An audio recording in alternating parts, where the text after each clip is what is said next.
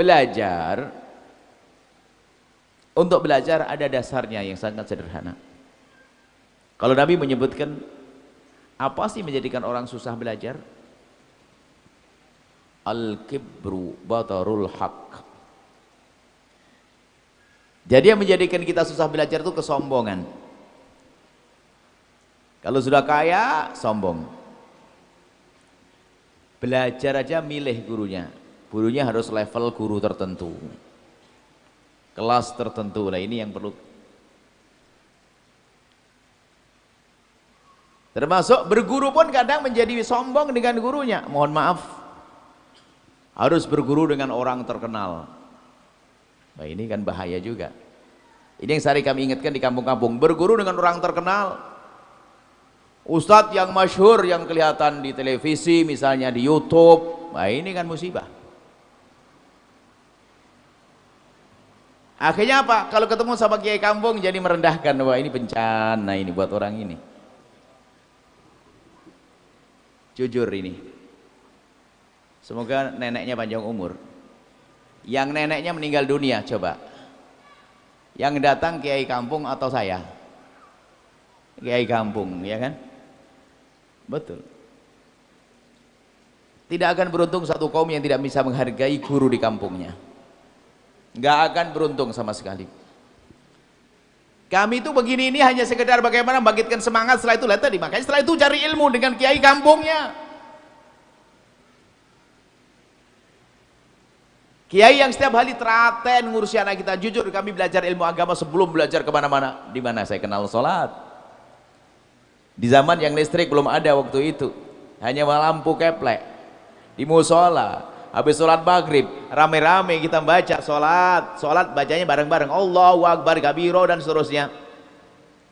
Setelah itu nunggu sholat isya. Habis sholat isya lari. Karena apa? Biasa anak kecil takut, nggak ada lampu, pakai oncor, kadang-kadang mati di tengah jalan, bingung dia, pakai obor. Siapa yang ngajari kita? Ustadz kampung. Makanya sebab kesombongan harus kita pangkas. Kadang sedikit punya harta sudah males belajar. Siapa yang ngajar dia? Aduh, bukan selevel dengan saya. Ajib, murid sok level-levelan begini. Pernah suatu ketika kami diundang di sebuah tempat. Subhanallah, secara zahir baik-baik dan semoga batinnya mereka juga baik-baik. Kami datang betul dikawal kayak begitu. Kayak kami itu dianggap kayak orang tua begitu. Padahal kan belum tua ya. Semoga panjang umur semuanya. Jadi kita tuh dipapah begitu, ya, dipapah begini ya Allah, sampai didudukkan di sebuah tempat. Padahal jalan sendiri juga kuat saya kan. Maksudnya menghormati, oke lah, kita terima penghormatan mereka. Orang niat baik kok. Duduk. Setelah itu kami bilang begini, kami berkata, ayo Pak, segera dimulai pengajiannya biar tidak kemalaman. Kata orang yang di situ, Buya, nunggu Pak Kiai. Pak Kiai belum datang. Hati saya bangganya, Masya Allah, Alhamdulillah, masih ingat sama Kiainya. Berarti ini ke orang kampung selamat ini. Setelah itu saya makan biasa. Kayaknya ngerti hobi saya, tapi nggak usah di sini bingung-bingung begitu. Nanti langsung bingung. Hobi saya itu adalah rebus-rebusan makacang atau apa. Ya yang iseng, yang nggak gampang kenyang amat itu. Baru makan di pertengahan begini tiba-tiba bilang, Buya yuk naik ke panggung. Loh, katanya nunggu Kiai.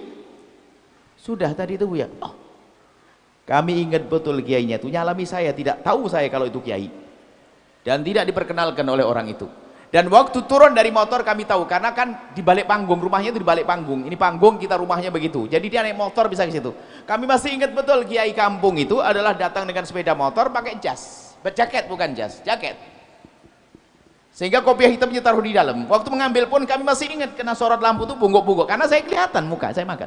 Sambil bungkuk begini, pakai kopiah begini. Dengan gaya yang setengah merunduk, ketawaduannya gayanya Kiai kampung, ahli surga. Lalu salaman dengan kami. Ada orang nyalami dia biasa saja, salaman dengan kami. Ternyata setelah itu langsung berdiri. Di mimbar judul pengajian saya berubah. Di antara kalimat yang kami sampaikan kepada mereka dan kami sampaikan kepada Anda di majelis ini, tidak akan beruntung satu kaum yang tidak bisa menghormati gurunya. Tidak akan beruntung satu kaum yang tidak bisa menghormati ustadz di kampungnya. Karena mereka yang susah, dengan susah payah mendidik kita. Mbah kita meninggal, dia yang sibuk, anak kita belajar, dia yang sibuk semuanya. Bukan ustadz yang selama ini Anda lihat di televisi, di YouTube lagi. Anda kenal Anda di YouTube kayaknya dia. Aneh. Yang di kampung itu loh yang setiap hari ngurusi Anda, harus Anda perhatikan lebih. Saya sedih, saya tidak bangga kalau Anda menghormati saya, kalau Anda, tapi Anda tidak bisa menghormati kiai kampung. Kenapa? Anda nggak dapat apa-apa. Bahkan mungkin dekat dengan saya malah jadikan Anda sombong, nggak ada gunanya. Tolong kiai kampung jaga. Karena mereka dengan Masya Allah kita tahu ustadz-ustadz di kampung itu bagaimana. Kalau ngajar, kalau musim panen sering terlambat karena dia harus cari nafkah. Belum punya sabun cair, yang ada sabun, sehingga saking buru-burunya mandi, di sini ada putih, ada sabunnya. Allah. Saya bisa ngomong karena pernah kebayang yang demikian ini, Masya Allah. Tolong hei hamba Allah. Makanya jangan mengandalkan hanya majelis seperti ini. Kapan ketemu lagi kita? Semoga panjang umur. Dan kami hanya menggugah bahasanya Anda bisa belajar dengan ustadz di kampung Anda yang mengajari wudhu. Mungkin Anda berkata, tapi cara nyampainya nggak enak. Yang bikin nggak enak tuh hati Anda yang kurang cinta kepada dia. Anda menyalahkan orang lain yang salah hati Anda sendiri. Kalau Anda cinta dengan guru Anda, nyambung, biarpun bahasanya tuh biasa saja, masuk ke hati Anda. Ini loh. Jadi kami hanya menggugah ini saja. Kalau kami akan mengadakan rutinan di sini, atau kapan adanya rutinan sini, nggak ada rutin. Semoga kita sering bertemu dalam kebaikan di dunia hingga kelak di surga. Nah, kuncinya apa? Tanggalkan kesombongan. Kadang sebuah tempat itu, kita pernah melihat satu tempat musola, kenapa bisa rame? Yang diundang ustadz-ustadz terkenal. Oh begitu ya? Kalau begitu saya tidak mau datang. Kalau sebuah musola dan masjid disetting begitu, nggak bakal bisa ramai setelah itu. Karena orang meremehkan, ya ustadz biasa, yang ada ustadz kampung. Awas hati-hati. Mending saya tidak ikut, saya tidak mau datang.